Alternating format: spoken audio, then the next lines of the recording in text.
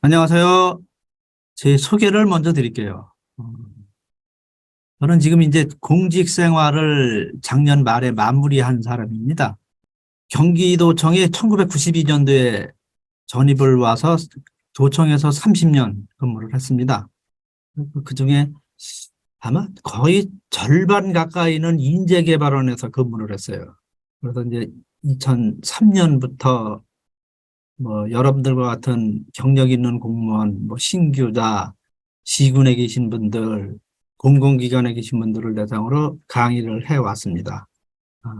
그래서 최근에도 충청남도 인재개발원, 강원도 인재원 뭐 이런 데 강의를 하고 있는데 오늘 2시간 동안 여러분들과 같이 장애인의 인권과 인식 개선에 대한 거를 공부를 해보도록 하겠습니다. 이게 화면이 금방 나왔었는데 이 화면이 뭐냐 하면은 몇 해 전에 우리나라를 방문한 외국인들을 대상으로 우리나라의 장애인 현황을 이렇게 좀 설문조사 비슷하게 이렇게 좀 인터뷰를 한 적이 있어요. 이렇게 몇몇 사람한테 어디서 오셨습니까? 우리나라 장애인 상황이 어떻습니까? 뭐 이런 거를 물어봤어요. 그랬더니 많은 외국인이 왜 한국에는 장애인이 없어요? 이런 얘기를 하는 거예요.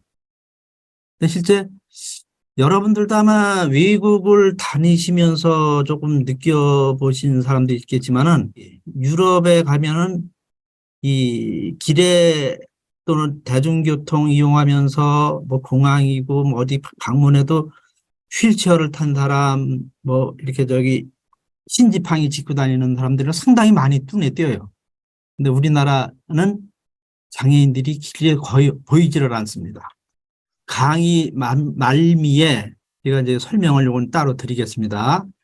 그리고 오늘은 장애인의 인권과 인식 개선에 대해서 공부를 하면서 장애의 개념, 유형, 그리고 장애인의 인권 차별금지, 편의 제공, 그리고 장애인 고용 촉진에 대한 거를 알아보도록 하겠습니다. 근데 여러분들이 아마 장애 인식 개선 교육 많이 들어보셨을 거예요. 그리고 이거는 공무원들을 대상으로 하는 것이 이제 앞에 뭐가 붙지 않고 장애 인식 개선 교육 이런 게 있고 또 직장 내 장애인 인식 개선 교육이라고 이름이 비슷한 게 있는데 장애 인식 개선 교육하고 직장 내라고 편리상 그렇게 부르겠어요. 장애 인식 개선 교육은 보건복지부하고 한국장애인개발원에서 주관이 되고요. 직장 내는 고용노동부하고 한국장애인 고용공단에서 주선을 하고 있습니다. 그리고 근거법령이 장애인식께서는 장애인복지법, 그리고 직장 내는 장애인 고용촉진법. 그리고 시작은 장애인식 개선 교육이 훨씬 이전에 시작했어요. 2007년도에. 그리고 이제 직장 내는 한 5년 정도 됐는데 2018년에 시작을 해서 교육 방법이나 교육 내용은 똑같습니다. 그런데 이제 제재 규정이 있어요. 그 공무원이나 학교, 뭐 공공기관 이런 데의 직원들을 대상으로 학생들을 대상으로 하는 교육에는 과태료는 없고 제대로 교육을 실시하지 않으면은 관리자 특별 교육을 시키고 언론에 공표를 합니다. 근데 직장 내는 이 교육을 실시하지 않으면 300만 원 이하의 과태료에 부과한다 이렇게 돼 있어요. 이게 장애인식 개선 교육과 직장 내 장애인 인식 개선 교육입니다. 장애하고 장애인의 개념은 국어 사전이나 각 법에서 정의하는 것이 있는데 이게 좀 많이 좀 대동소이해요.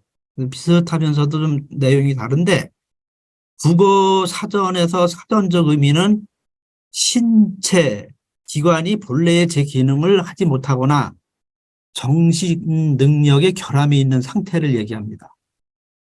그런데 장애인 복지법에서는 신체적, 정신적 장애로 아주 오랫동안 일상 사회생활에서 상당한 제약을 받는 사람 이렇게 돼 있어요. 그러니까 상당한이 꼭 들어가요. 그러니까 얼추 가볍게 제약을 받으면 장애인이 아니고 상당한 제약을 받는 사람은 장애인이라고 해서 대부분의 국내법에서 장애인 복지법상의 장애 개념을 씁니다.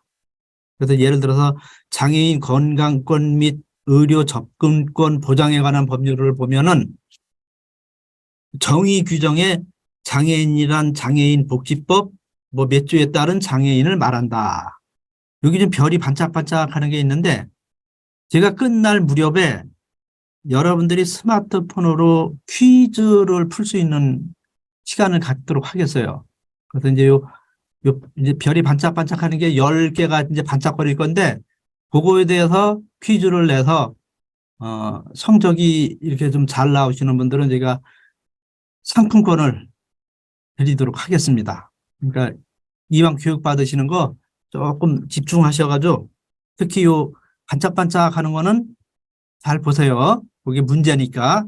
그래서 대부분의 국내법 등에서 끌어다 쓰는 법은 뭐냐 그렇게 나올 겁니다. 그러면 장애인 복지법이 답이 되겠죠. 이런 식으로 할 겁니다. 인재개발원에 다녀가신 분들은 아시지만 인재개발원은 이제 4층짜리 본관이 있고 그리고 13층짜리 신관이 있습니다. 13층짜리 뭐 워낙 높으니까 처음에 지을 때부터 엘리베이터가 있었는데 4층짜리는 처음에 질 때 이게 오래된 건물이에요. 처음에 질 때 엘리베이터가 없었어요. 그러다가 옛날에 그 고 김대중 대통령이 당선자 시절인가 그때 여기 지방자치인재개발원이었었습니다. 이 건물이. 그때 당시에 대통령이 방문하게 돼서 긴급하게 엘리베이터를 설치를 했어요. 4층짜리 건물인데. 그리고 4층짜리 건물은 이제 뭐 일반 그 비장애인들은 이렇게 좀 그냥 엘리베이터 이용하지 말아라 해서 이런 안내 문구를 써붙여놨어요. 본 엘리베이터는 장애인의 편의를 위한 시설물이므로 일반인 및 교육생은 계단을 이용해 주시기 바랍니다. 이거 보시고 어떻게 생각이 드세요? 뭐 지극히 정상이 뭐 특별히 눈에 거슬리는 거 없네. 뭐 장애인의 편의를 위해서 일반인 및 교육생은 이 엘리베이터를 쓰지 말아라. 계단을 이용해 달라. 생각해 보세요. 장애라는 것은 우리는 지금 보면 이제 많이 나아지긴 했지만은 장애인은 무슨 별나라에서 온 사람, 그것도 잘 못 사는 별나라에서 온 사람 정도 취급을 해요. 근데 장애라는 것은 하나의 특성입니다. 그러니까 뭐 우리 이 같이 근무하는 직원들 중에 또는 간부들 중에 부끄러움을 잘 타는 뭐 예를 들어서 김주무관 그리고 팀장님 한 분 계신데 아주 건망증이 엄청 심해서 오전에 이렇게 결제 문서를 올렸는데 오후가 돼가지고 그 무슨 건 왜 그 문서 안 올리느냐고 얘기할 정도로 건망증이 심한 사람이 있는 반면에 또 과장님은 성격이 엄청 급해요. 그래서 뭐 지시하고 나서 바로 조금 있다가 또 독촉하고 이런 거하고 똑같습니다. 다리가 불편한 사람도 그냥 누구나 갖고 있고 누구나 가질 수 있는 하나의 특성이다. 이렇게 보시면 돼요. 제가 그 2020년도에 직장 내 장애인 인식 개선 교육 강사 교육을 받았어요. 그래도 이제 그 강사 자격증을 가지고 있는데 비대면 교육을 했습니다. 그래서 집에서 교육을 5일 동안 교육을 받았는데 그때 교육받을 때 그 모 대학의 교수님이 나와서 강의를 하셨어요. 화면상으로 강의를 한 거죠. 우리 여성 교수님인데 의수를 하셨어요. 정말 왼손인 것 같은데 왼손이 손이 없어요. 그래서 그러니까 인위적으로 만든 의수를 하고 계시는데 엄청 뭐 표정도 밝으시고 강의도 잘하시고 그러는데 이분이 하시는 얘기가 이 미국에 유학을 가서 몇 년 동안 공부하고 이제 와서 우리나라에 와서 교수님이 되셨다고 하는데 그 미국에서 학교 다닐 때 친구를 하나 사귀었어요. 근데 이 친구가 뇌병변 장애인입니다. 그러니까 뇌병변 장애인도 이제 뒤에 제가 장애의 종류에 대해서 설명을 드릴 건데 지체장애하고 비슷해요. 그러니까 좀 손발이 거의 뭐 잘 제대로 못 움직이는. 근데 이 뇌병변 장애인 친구가 한국에 친구가 있다 그래가지고 한번 우리나라를 방문을 했어요. 근데 이 뇌병변 장애인 친구가 한국에 오자마자 물론 이게 좀 몇 년 전 아주 이전 얘기입니다. 지금은 많이 이렇게 시설이 바뀌었기 때문에 좀 덜 하겠지만 이 친구가 한국에 오자마자 중증 장애인이 돼버렸어요. 그 이게 무슨 소리냐? 한국이 뭐 아주 그냥 뭐 이 공기가 엄청 나빠가지고 호흡을 몇 번 하더니 뭐 장애인이 중증 장애인이 된 거냐? 어? 그게 아니죠. 뇌병변 장애인은 일반 휠체어를 못 씁니다. 전동 휠체어를 써요. 그래서 손으로 이렇게 가서 살짝 움직이면서 이동을 해야 되는데 그냥 뭐 계단 있고 뭐 이렇게 저기 지금 사실 인도 우리가 도로 옆에 인도에 전동 휠체어 못 다닙니다. 그리고 뭐 어디 건물에 들어가려면 계단이 있어서 건물 못 들어가고 장애인 화장실 없어서 이용 못하고 결국 이 뇌병변 장애인 친구가 이 교수님 댁에서 그냥 며칠 머물다가 그냥 미국으로 돌아갔다고 합니다. 그리고 이제 우리가 그러한 특수한 전동 휠체어를 탄 사람을 보면은 이 사람들이 특히 그 노인네들 그냥 그 사람이 안 보일 때까지 그냥 이렇게 계속 쳐다봐요. 민망할 정도로. 그렇기 때문에 장애는 편견의 사회가 만드는 거예요. 너는 장애인이야. 너는 못 사는 별나라에서 온 장애인이야. 그래서 특별 취급을 해버리는 특별히 그냥 좀 관심을 그렇다고 해서 주는 것도 아니고 부끄러움을 잘 타는 사람이나 건망증이 심한 사람이나 성격이 급한 사람이나 다 똑같은데 그냥 다리가 불편한 사람, 상지를 못 쓰는 사람, 하지를 못 쓰는 사람에 대해서는 별나라에서 온 사람 취급을 하는데 이거는 좀 아니다. 말씀을 드리고 싶어요. 휠체어를 탄 사람하고 그냥 멀쩡하게 서 있는 사람이 있어요. 그림이. 이전에는 사실 우리나라가 그래서 장애를 가지고 있는 사람을 이렇게 별도로 부르던 호칭이 1980년대 초입니다. 그 이전에는 장애를 갖고 있는 개별 장애를 불렀어요. 그러니까 뭐 다리가 불편한 사람은 절름발이, 뭐 귀 듣지 못해서 말을 못하는 사람은 벙어리, 그리고 앞을 못 보는 사람은 장님, 뭐 이런 식으로 다 해서 장애 개별 호칭을 불렀고, 그리고 전체적인 호칭은 뭐 지금은 거의 뭐 그렇게 쓰지는 않지만은 병에 걸린 몸 해가지고 한자로 병신, 뭐 불구자 뭐 이런 말을 썼었어요. 그러다가 1981년도에 심신장애자 복지법이라는 걸 만들었습니다. 그래서 그러면서 장애를 가지고 있는 사람을 장애자라 그랬어요. 근데 장애자의 자자가 놈자자, 그러니까 장애인을 가지고 있는 사람을 좀 비하하는 말이다. 이런 게 있어서 이제 장애자라는 말 대신 장애우라는 말을 썼습니다. 그러니까 한동안 장애우라는 말을 많이 썼었어요. 근데 장애우는 이게 벗우자거든요. 그러면은 나이가 많은 장애인도 장애우 저기 간다. 뭐 장애우 그러면은 좀 이렇게 말이 안 맞는 것 같다. 또는 나 자신을 나는 저 휠체어를 타고 다니는 장애우입니다. 이렇게 부르기 1인칭을 칭하기도 좀 그렇고. 그래서 이거는 아니다. 그러면은 장애를 가지고 있는 사람에 반대되는 장애를 가지고 있지 않으면서 정상적인 사람은 또 이전에는 일반인, 정상인 이런 말을 썼어요. 그러면 장애를 가지고 있지 않은 사람을 일반인이라고 하면 장애인은 일반인이 아닌가요? 그리고 장애를 가지고 있지 않은 사람을 정상인이라고 하면 장애인은 비정상인입니까?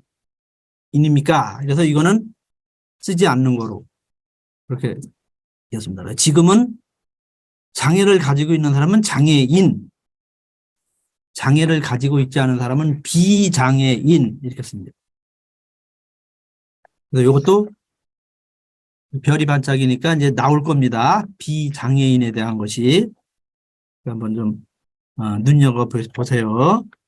자, 그러면 이제 본 엘리베이터는 장애인의 편의를 위한 시설물이므로 일반인 및 교육생은 계단을 이용해 주시기 바랍니다. 어디가 잘못됐는지 아시겠죠? 일반인 및 교육생. 그러니까 일반인과 교육생 중에는 장애인이 없는 거예요. 그건 아주 옛날엔 그랬어요. 옛날에 공무원들이 장애인은 공무원이 될 수가 없었던 시절이 있었으니까 지금은 이렇게 바꿨습니다. 장애인의 편의를 위한 시설로 비장애인은 계단을 이용해 주시기 바랍니다. 자, 그러면 이제 장애의 유형을 한번 보겠습니다. 이게 이제 장애인 복지법 시행령에 의해서 우리나라는 15종류를 이렇게 장애로 보고 있어요. 그러니까 신체적 장애 12종, 정신적 장애 3종, 그래서 또 신체적 장애는 다시 외부 기능의 장애가 6종, 내부 기관의 장애가 6종, 그래서 12종이고요. 정신장애는 발달장애, 정신장애에서 3종류입니다.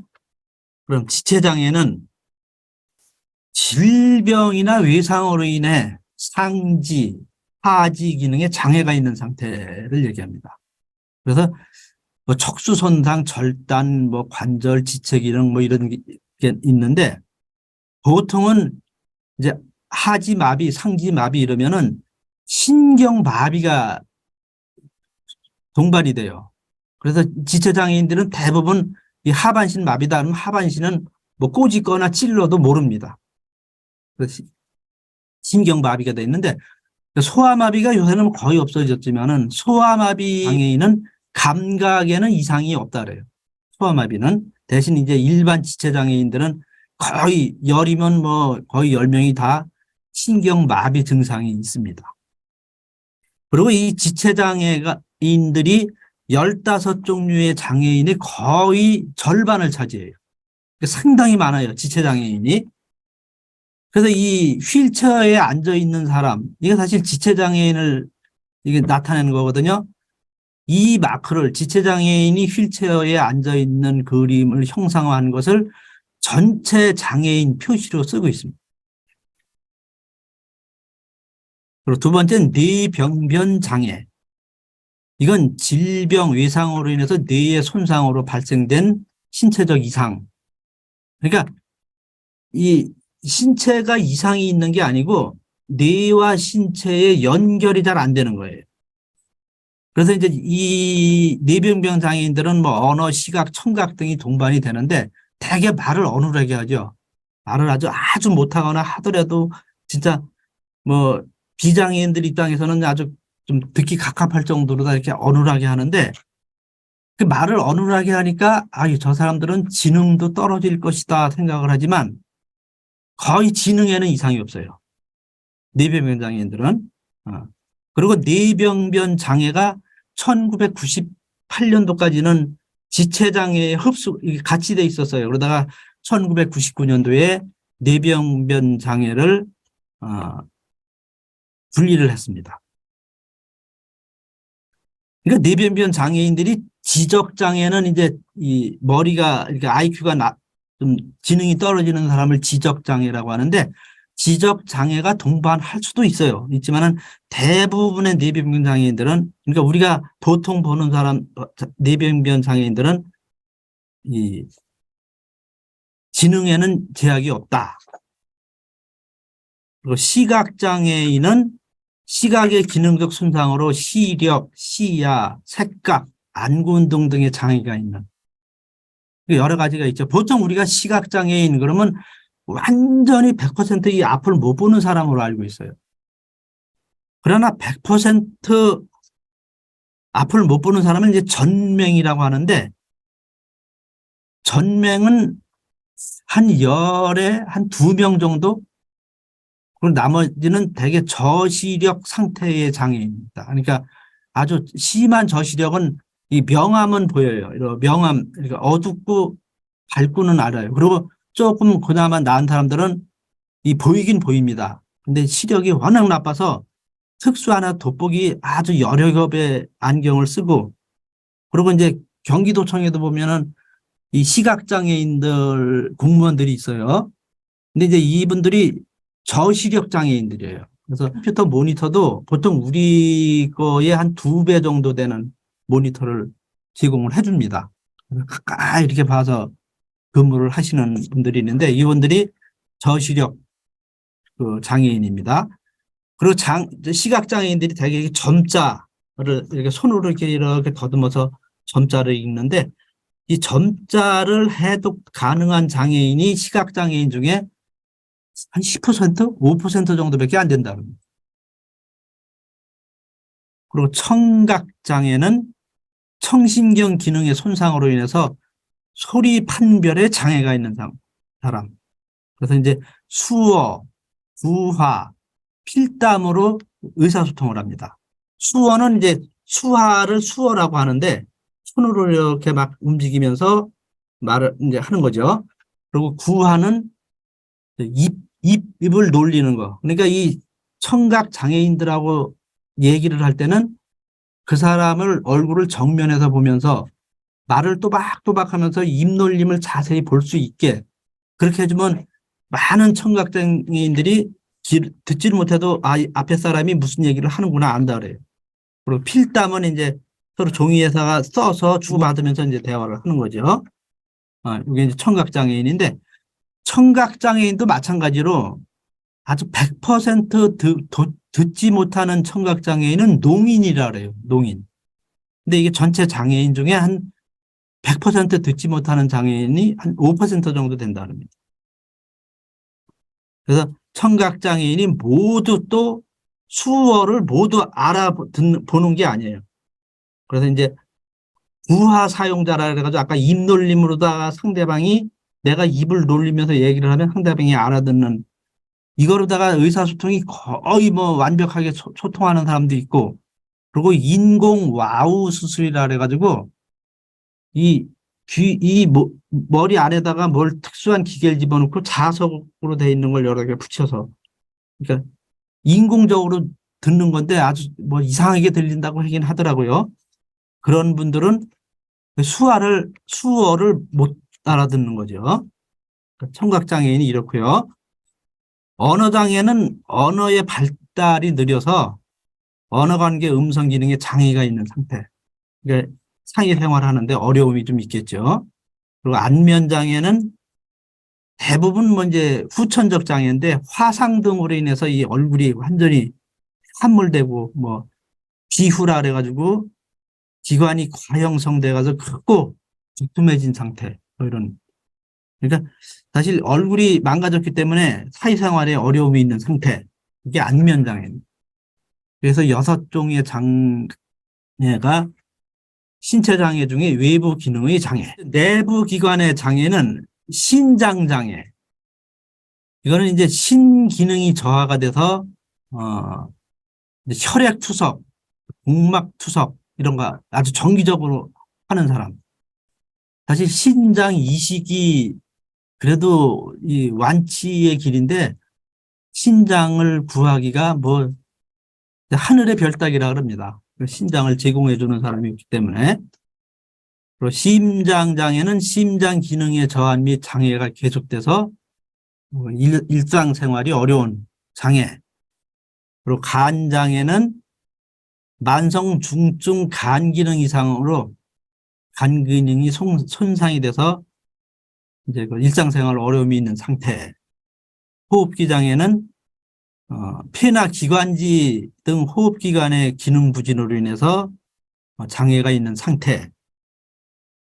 장루요로 장애는 이 배뇨 기능의 장애로 장루요로라는 것이 인공항문, 인공요도를 얘기합니다. 이분들도 사회생활하는 데는 어려움이 있겠죠. 그리고 뇌전증 장애는 신체 이상은 없어요. 신체 이상이 없는데 발작이나 경련이 주기적으로 일어납니다. 그래서 이제 좀 이러한 장애인들로 사회생활은 어렵겠죠. 직장에서 막 일을 하다가 갑자기 바닥에 누워서 발작을 하고 이렇게 되니까 뇌전증 장애까지 6종이 이제 해서 신체적 장애고요. 다음에 정신장애 보겠습니다. 정신장애는 발달장애가 지적장애, 자폐성 장애. 그러니까 지적장애는 이게 이제 18세 이전에 주로 나타나는데 지능지수가 70 이하. 이 발달장애, 이 장애인의 한 80%, 90%가 지적장애입니다. 나머지가 이제 자폐성 장애인데, 자폐성 장애는 타인과의 상호작용 및 의사소통 과정에 어려움이 있는 상태. 이게 대화가 안 되죠. 좀. 근데 이 자폐성 장애는, 이제 지적 장애는 지능 지수가 70 이하로 낮은데, 자폐성 장애는 대부분 지능에는 이상이 없다 그래요. 그래서 자폐성 장애 중에 서번트 증후군이라는 게 있는데, 인간 카메라라 그러죠. 인간 카메라. 이 사람이 이제 영국에 있는 그 자폐 장애인인데, 일본 도쿄에 가면은 이 수도 시가지 중심지에 탑이 있어요. 전망대가. 전망대에 올라가서 이렇게 한 바퀴를 쫙 이렇게 유심히 쫙 이렇게 시내를 이렇게 봅니다. 보고 그걸 그림을 그려요. 그러니까 기억력이 카메라예요, 완전히. 그리고 이제 어떤 그 자폐성 장애인은, 자, 2050년 3월 3일이 무슨 요일, 1919년 2월 7일이 무슨 요일, 그러면 바로 나와요, 답이. 근데, 어떻게 그렇게 어떻게 알아? 그러면은 설명을 못 해요. 대신. 그냥. 하여간 무슨 그거 계산하는 것도 아니에요. 그냥, 자, 2080년 4월 5일 무슨 요일, 그러면 그냥 바로 1초도 안 돼가지고 0.5초 만에 월요일 이런 식으로 나옵니다. 이게 보통 자폐성 장애인데. 그리고 정신장애는 정신적 질환으로 인해 가지고 사고와 행동이 다른 사람들이 이해할 수 없는 행동을 하거나 의사결정 능력이 완전 불완전한 상태. 대부분 이 신체적 장애나 정신적 장애가 사실 사회생활을 하는 데는 만만치 않은 그런 장애를 가지고 있습니다. 그래서 15종류가 우리나라의 장애다.